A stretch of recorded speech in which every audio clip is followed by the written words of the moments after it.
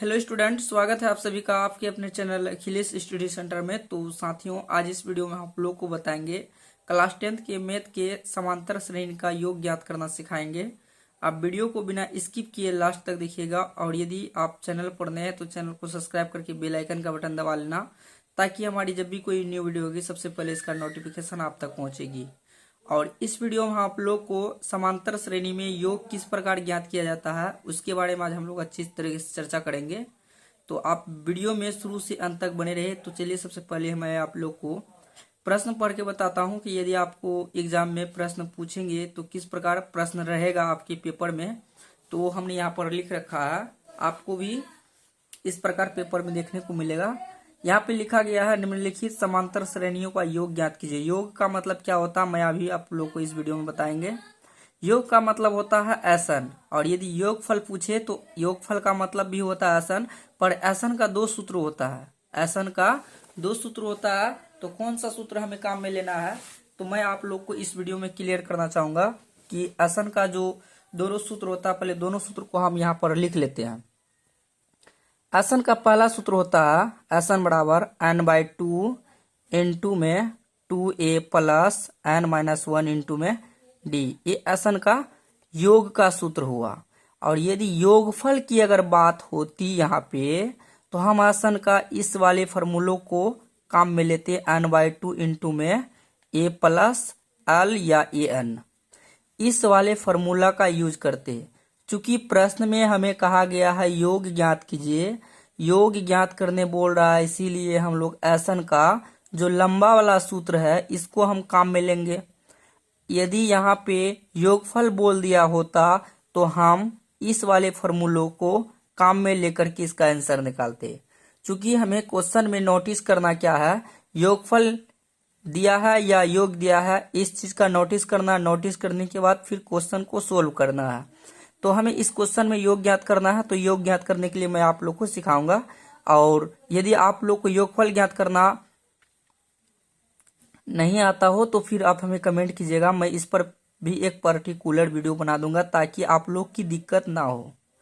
ठीक है, तो चलिए मैं यहाँ पर सबसे पहले जो है इसमें क्या क्या चाहिए, n का मान चाहिए, a का मान चाहिए और d का मान चाहिए, तभी तो हम योग ज्ञात कर पाएंगे।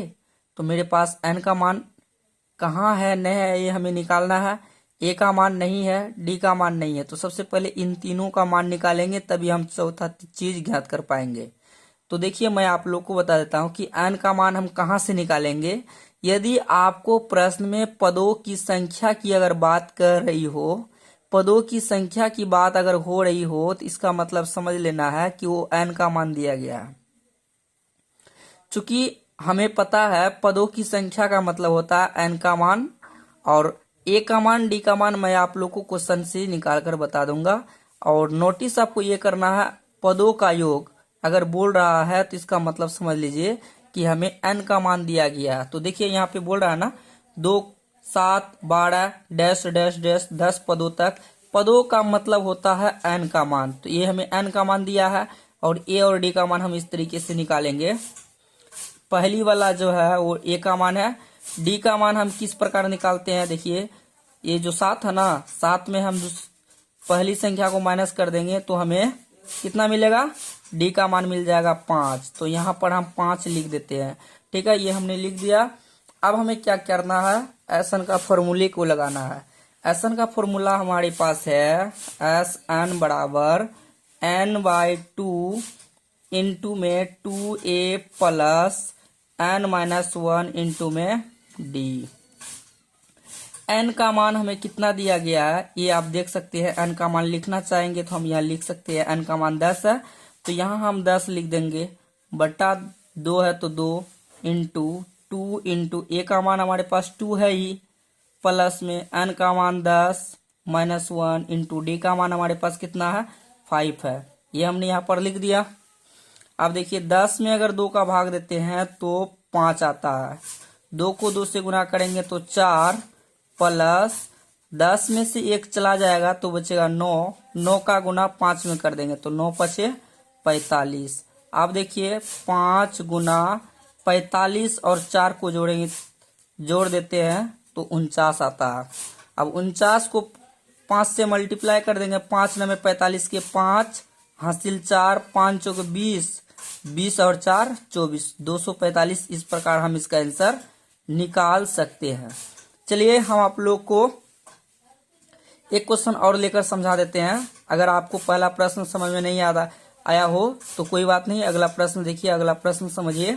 अगला प्रश्न में है माइनस का 37, माइनस का 33, माइनस का 29, डैश डैश डैश 12 पदों तक। तो इससे हम पहले ए का मान ज्ञात करते हैं। इससे पहले हम ए का मान ज्ञात करेंगे, तो यहाँ लिखेंगे हल। ए सेकेंड पार्ट है तो हम यहाँ पर सेकेंड पार्ट लिख देंगे। ए का मान हमारे पास माइनस का 37 है, और डी का मान निकालने के लिए हम लोग क्या करते हैं, पहली संख्या को माइनस कर देते हैं।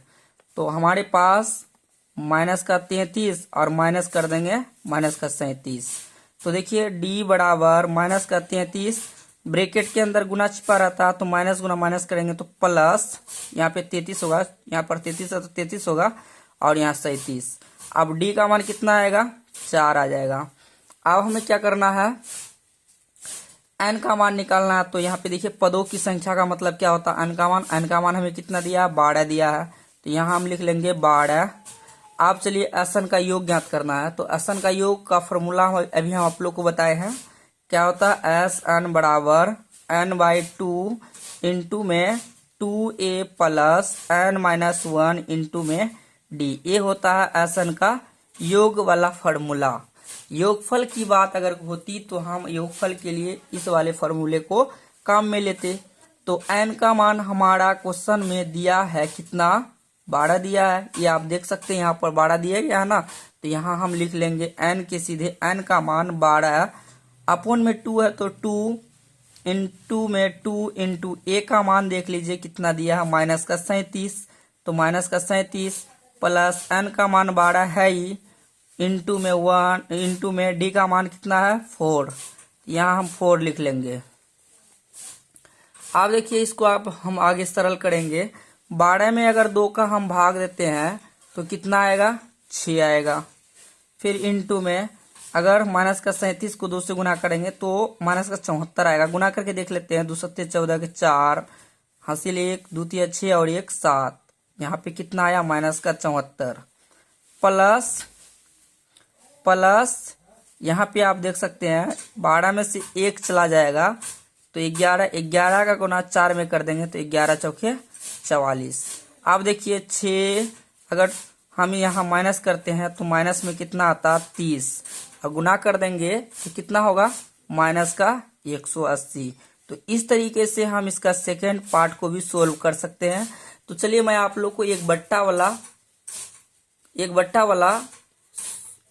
वाला हिसाब लेकर हम इसको सोल्व करते हैं। बट्टा वाला, क्योंकि हमको इस प्रकार का प्रश्न दिया अगर रहता है तो हम इसको आसान तरीके से सोल्व कर सकते हैं। यदि बटा में हो तो हम इसको कैसे ज्ञात करेंगे, तो इसको भी ज्ञात करने का बहुत ही सिंपल फंडा है। आप देखिए सबसे पहले ए और डी का मान निकाल लीजिए, और पदों की संख्या की बात अगर की हो तो समझ लेना कि वहां पर जो है आपको एन का मान दिया गया है। तो यहाँ पर हम इसको सोल्व करते हैं।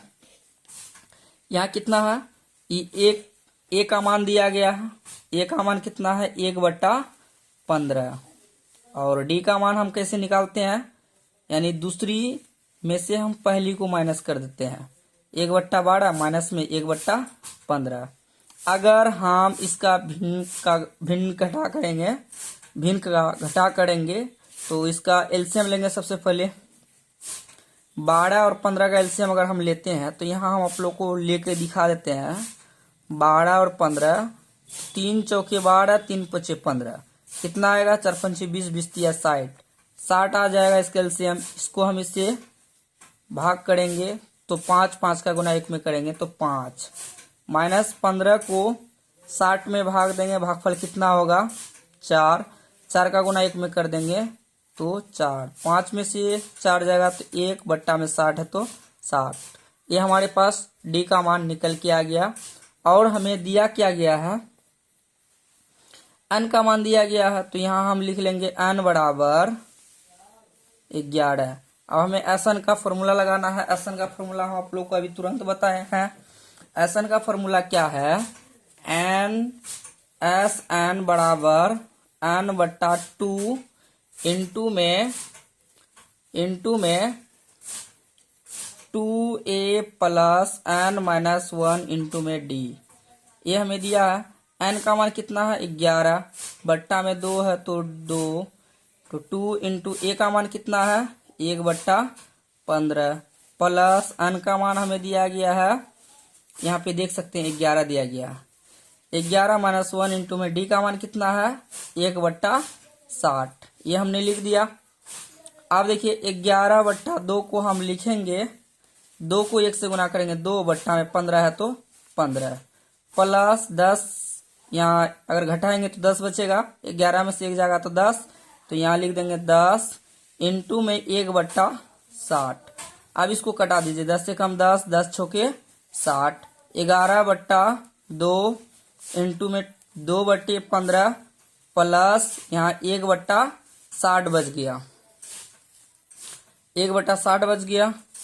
अब देखिए 11/2, 15 और 60 का एलसीएम लेंगे तो 60 आएगा। इसको इससे भाग देंगे, भागफल कितना होगा, भागफल आपके पास 4 आएगा। 4 का गुना 2 में 4 दूना 8 प्लस यहाँ पे कितना आएगा 1।